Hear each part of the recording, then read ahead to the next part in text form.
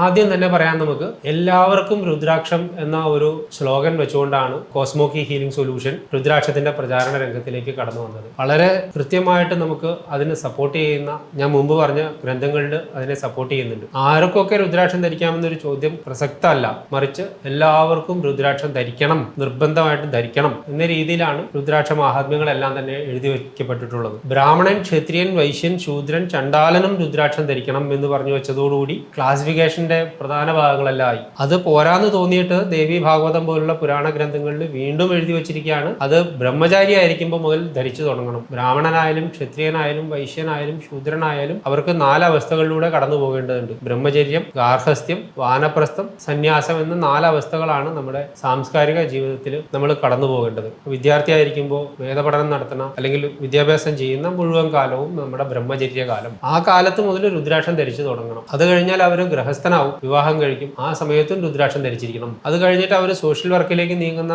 വാനപ്രസ്ഥ ആശ്രമത്തിന്റെ കാലമുണ്ട്, അപ്പോഴും അവർക്ക് ഒഴിവില്ല. അതിനുശേഷം സന്യാസിയാകുമ്പോൾ സർവ്വസംഘ പരിത്യാഗിയാണ്, ശരീരദേഹ ബോധമില്ലാത്ത ആളാണ്. പക്ഷേ ശാസ്ത്രം അവരോടും പറയണു അവർ രുദ്രാക്ഷം ധരിച്ചിരിക്കണം. അപ്പോൾ ഇതിലെന്തോ വളരെ മഹാത്മ്യം ഉണ്ടെന്നുള്ളത് നമുക്ക് അവർ സൂചിപ്പിച്ചു വെച്ചു കഴിഞ്ഞു.